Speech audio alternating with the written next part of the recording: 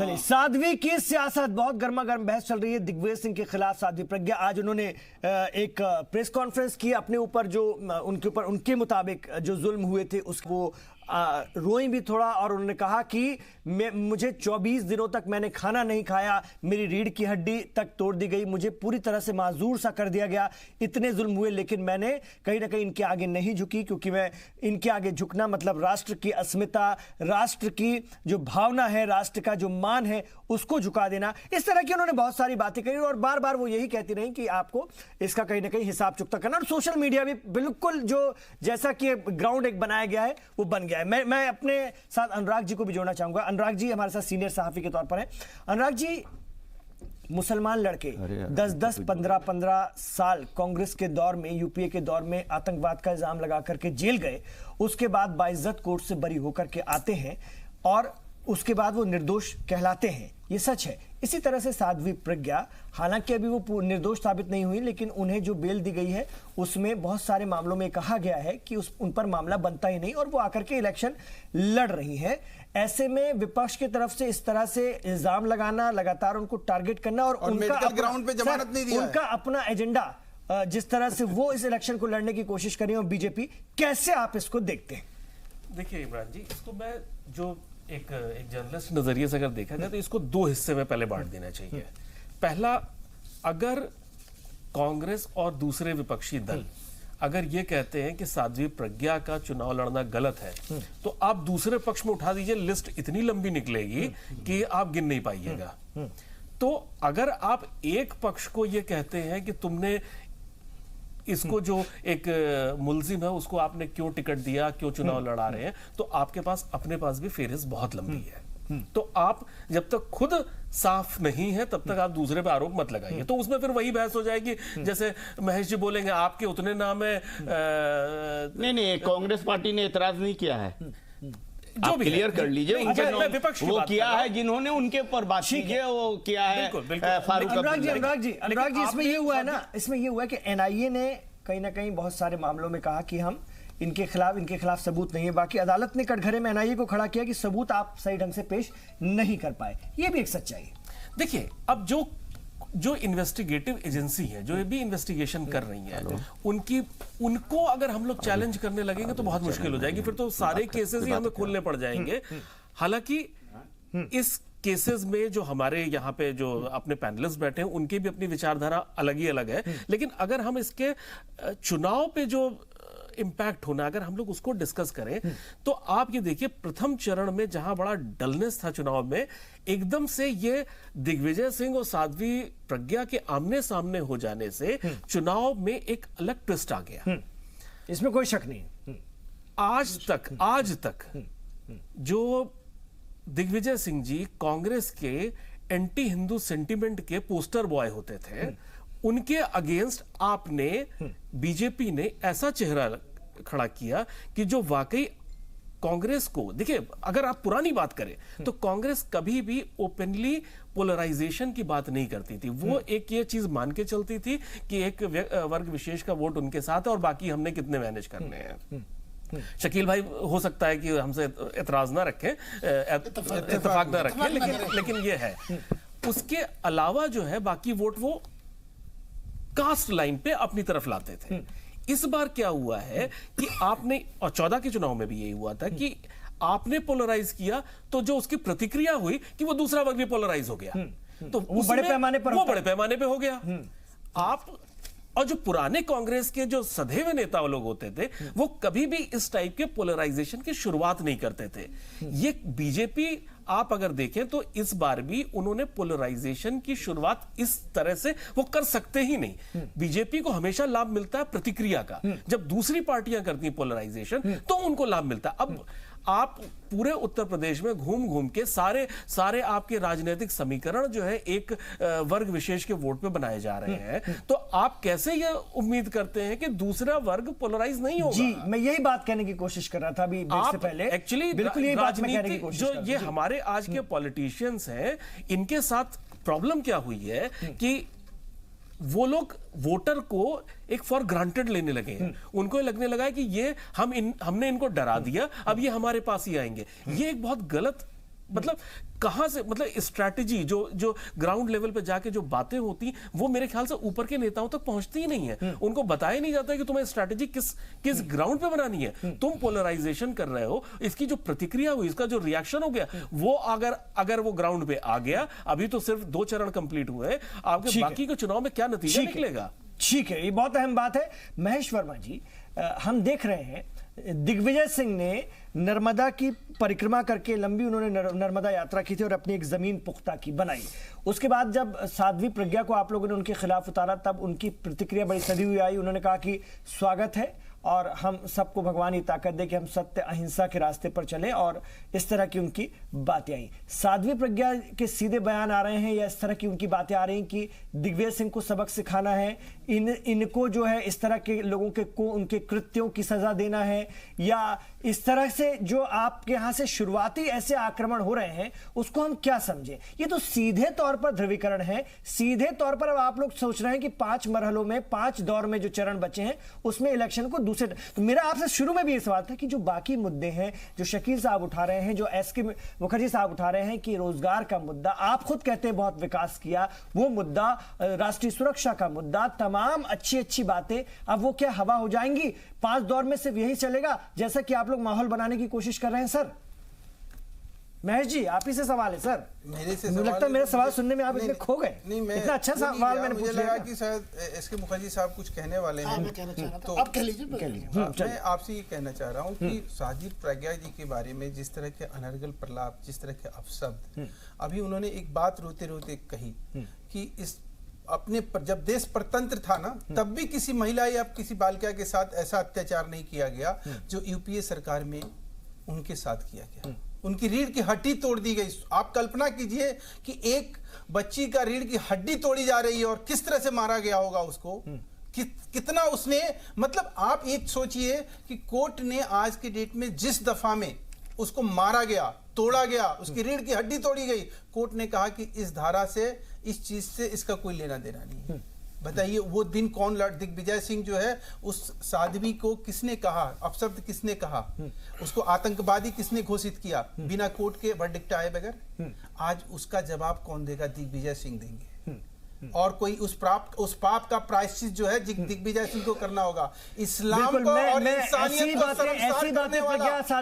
मैं आपको जो आप कर रहे हैं ना सर, सुनिए ना, जो बातें आप कर रहे हैं ना महेश जी, वही बातें साध्वी प्रज्ञा सुबह से कर रही। इस पाप का प्रायश्चित उन्हें करना पड़ेगा। लेकिन ये जो भाषा सर, ये जो भाषा है, ये जज्बात को जगाने वाली भाषा, आप समझ रहे हैं? ये सोशल मीडिया पर घूम रही है, ये जज्बात को जगाने वाली भाषा है। क्या दुनिया समझ नहीं रही? सारे लोग समझ नहीं रहे कि इस भाषा का इस्तेमाल करके किसका ध्रुवीकरण करने की कोशिश होगी?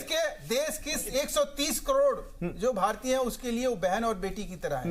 वो एक भारतीय है, वो पाकिस्तानी नहीं है। मैं कह रहा हूं उसके लिए अगर कोई आंसू ना बहाए, उसके लिए हमदर्दी ना रखे, उसके लिए सहानुभूति ना रखे, तो क्या उसामा बिन लादेन के लिए कोई रखेगा? जिसके मरने पर जो इस्लाम को कलंकित किया हो, शर्मसार किया हो, जिसने इंसानियत को दुनिया में शर्मसार किया हो, उसको उसामा बिन लादेन कह के उसामा जी का दाह संस्कार जो है तौर तरीके से नहीं किया। जिसके ऊपर कभी पाकिस्तान ने अफसोस ना जताया हो, वो कांग्रेस का नेता अफसोस जताए। इससे बड़ी गलत और कलंकित बात क्या हो सकती है इतिहास में? राजनीतिक रूप से ऐसा व्यक्ति, इतना घृणित व्यक्ति राजनीति में बना रहे, ये अपने आप में सवाल उठता है। मैं तो कह रहा हूं अगर त्याग ही करना है तो राजनीति को जिस तरह से त्याग की सके कहा ना, उस तरह से दिग्विजय सिंह जी को त्याग कर देना चाहिए राजनीति से और कुछ और करना चाहिए। चलिए मैं पूछूंगा, शकील साहब से पूछूंगा, जरा आप अपनी बात रखिए। एक बात, मैं एक चीज कहना चाह रहा हूँ। कल से जब से नॉमिनेशन हुआ है, कल से थोड़ी बहुत देखिए कहीं पर गलती मीडिया भी करती है और मीडिया भी राइट पॉइंट को प्रोजेक्ट नहीं कर रही है। कल से मीडिया ने कल साध्वी का जो पॉइंट उठा रहे हैं, पर कल रात को अजीज प्रेम जी के यूनिवर्सिटी के संबंध में जो एक फाइंडिंग आई कि मौजूदा गवर्नमेंट में, एक सेकंड सर, मौजूदा, हाँ बिल्कुल बोलिएगा, मौजूदा गवर्नमेंट के, एक सेकंड सर मुझे लेट बी कंप्लीट, जल्दी। और मौजूदा गवर्नमेंट के डिमोनेटाइजेशन का इफेक्ट ये हुआ कि 50 लाख आदमियों की नौकरी चली गई। इसका कहीं कंट्रोवर्ट नहीं किया गया टिल डेट, अभी तक। और एक दूसरी बात, 2 लाख आदमियों की नौकरी अभी भी पेंडिंग है जो जानी है, पर इसके संबंध में क्यों नहीं उसको रखा जा रहा? इसका क्यों नहीं दिया जाता? ये गवर्नमेंट आपको जी मीडिया ने देखिए प्लेटफॉर्म दिया, आपने इस मुद्दे को उठाया, इसका जवाब भी मैं आपके साथी बीजेपी के साथी से ले लेता हूं। लाजवाब करके यहाँ से नहीं भेजा। अरे और आपने अगर राष्ट्रीय लोकदल छोड़ने, अगर आप कह दीजिए अरे कि अगर जनता को सर्टिफाइड कीजिए नहीं ना होंगे, लाजवाब। तो आप जो कहिएगा मैं मानूंगा। जनता से कहिए, मुखर्जी से मत कहिए, जनता से कहिए। मैं आपको जनता की बात, मैं आपको आप जल्दी कह से, रहे फिर मैं ब्रेक हैं, लूंगा सर। मैं आपको बता रहा हूँ दिल्ली IIT का एक रिपोर्ट है, यहाँ हमारे अनुराग वर्मा साहब भी हैं बहुत, और शकील साहब भी हैं, बहुत गुणी लोग हैं। मैं बता रहा हूँ IIT दिल्ली का रिपोर्ट है कि 10,000 करोड़ रुपए के अगर कोई इन्वेस्टमेंट होता है उस पे 1,000 करोड़ के इन्वेस्टमेंट पे 10,000 एम्प्लॉयमेंट जनरेट होता है। ये दिल्ली IIT का है, प्रेम जी और अजीत जी का नहीं है। और 91 लाख करोड़ रुपया इस देश में इन्वेस्ट हुआ है, जिसके 1 रुपए पे कोई उंगली नहीं उठा सकता है। जबकि यही देश है जहां का प्राइम मिनिस्टर ये कहता है कि 1 रुपया चलता है और 15 पैसे पहुंचता है। उस देश में आज ये कमाल हुआ है कि 91 लाख करोड़। सर मैं एक ब्रेक लूं। या वो कोई भी विपक्ष का आदमी हो, 91 लाख करोड़ इंटू 1,000 कर लीजिए, आपको पता चल जाएगा कितना रोजगार मिला। ठीक है महेश जी, एक छोटा सा वक्फा मैं ले लेता हूं, फिर मैं शकील जी के पास आऊंगा, दिग्विजय सिंह के बारे में पूछे गए सवाल के साथ आऊंगा, और इन्होंने ये अभी जो सवाल उठाया उसको भी आप शायद जवाब देना चाहते हैं। साध्वी की सियासत, इस पर हम बात कर रहे हैं। साध्वी प्रज्ञा ठाकुर को चुनावी मैदान में उतारा गया है बीजेपी की तरफ से, उन पर बात हो रही है। दिग्विजय सिंह के खिलाफ उतारा गया है, ये एक और बड़ा मामला बनता है, खासतौर से जो चर्चा का विषय बन जाता है। मेरे साथ शकील अंसारी साहब हैं, सीनियर कांग्रेस के लीडर हैं। शकील अंसारी साहब, महेश वर्मा जी ने कहा कि जो कृत्य दिग्विजय सिंह ने किए हैं उसके पश्चाताप का वक्त आ गया है।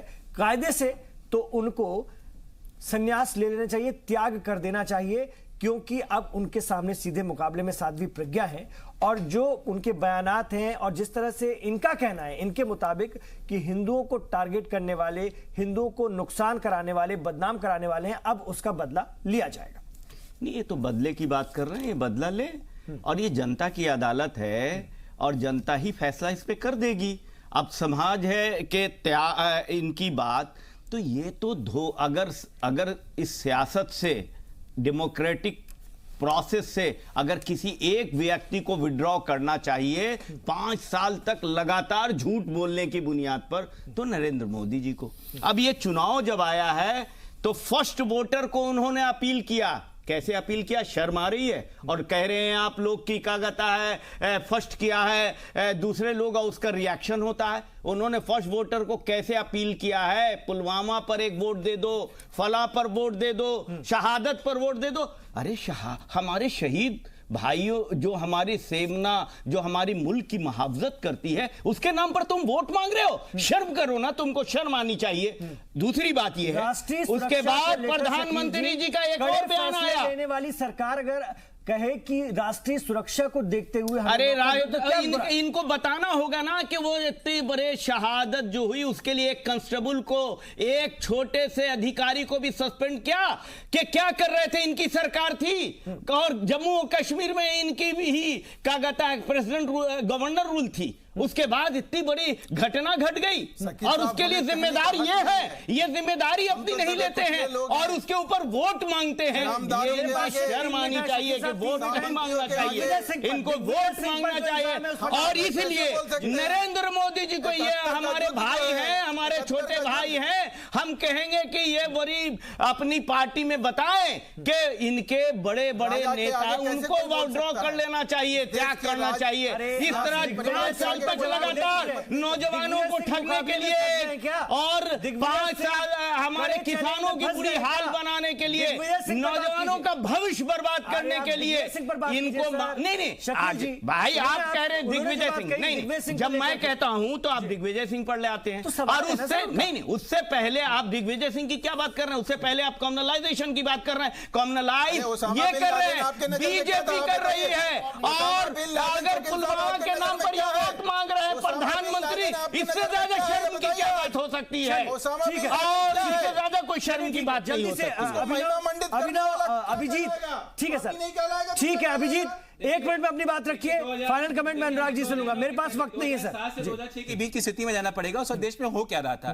कांग्रेस की जो नेहरूवादी सेकुलरिज्म का आइडिया है, उसमें कुल मिला के इस चीज का महत्व होता है कितना हिंदू को गाली दी गई और कितना मुसलमानों के लिए कुछ किया गया। माइनॉरिटी में भी उसका कोई रोल नहीं है, सिर्फ मुसलमान केंद्रित राजनीति होती है। उस दृष्टि में अगर आप देखेंगे तो इशरत जहां का केस बनाया गया कि इशरत जहां जो है भारत की बेटी है, सोनिया गांधी जी ने बाटला हाउस में जबकि देश के सिपाही, दिल्ली पुलिस का सिपाही मरा तो उस पर आंसू बहाया। उसके बाद दूसरी तरफ उन्होंने कहा एक तरफ तो तुम ये पोजीशन पिक्चर करो, और दूसरी तरफ सर लगातार बोलने से नहीं होता सर, लेकिन दूसरी तरफ सर आप पिक्चर देखेंगे, दूसरी तरफ आप पिक्चर देखेंगे तो हिंदू टेरर की एक थ्योरी को बनाने की कोशिश की गई। तो इस तरीके की राजनीति कांग्रेस ने की थी और उसका फल उन्होंने भुगता एक समय पे, उसका फल उन्होंने भुगता 2014 में। लेकिन आज जब धीरे-धीरे वो केसेस सॉल्व हो रहे हैं, धीरे-धीरे वो केसेस सॉल्व हो रहे हैं, तो उसके बाद वो चीज समझ में आ रही है। और एक विषय, एक महत्वपूर्ण विषय यह है कि देश के एक बहुत बड़े समुदाय को जिस तरीके से टेरर का टेरराइज करने के लिए उसकी फसल अब बीजेपी भी काटेगी, उसकी फसल अब बीजेपी भी काटेगी अपने ढंग से पोलराइजेशन करके।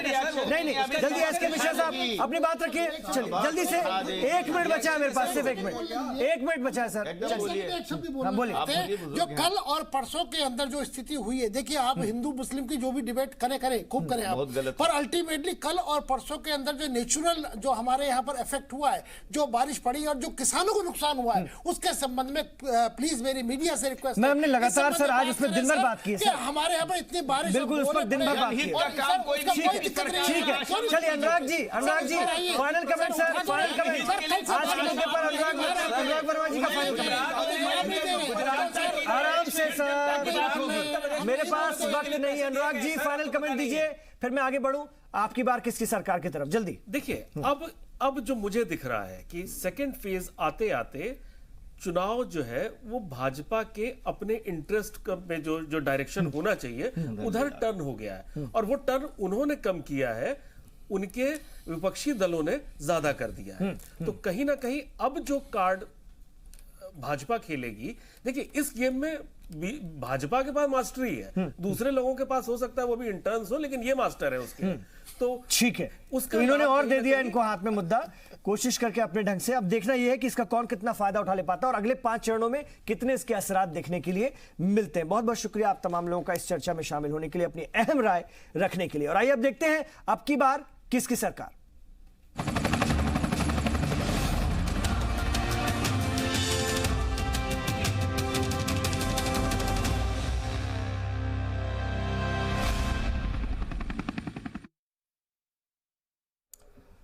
तो अब की बार किसकी सरकार में आज बात यूपी के बरेली की। झुमकों के लिए मशहूर उत्तर प्रदेश की बरेली लोकसभा सीट सियासी लिहाज से काफी अहम है। पिछले करीब 3 दहाई से इस सीट पर बीजेपी का राज रहा है। यहां से एमपी संतोष गंगवार कई बार इस सीट पर चुनाव जीत चुके हैं और इस वक्त मरकजी काबीना में वजीर हैं। बरेली हल्के में संतोष गंगवार का सियासी दबदबा भी है।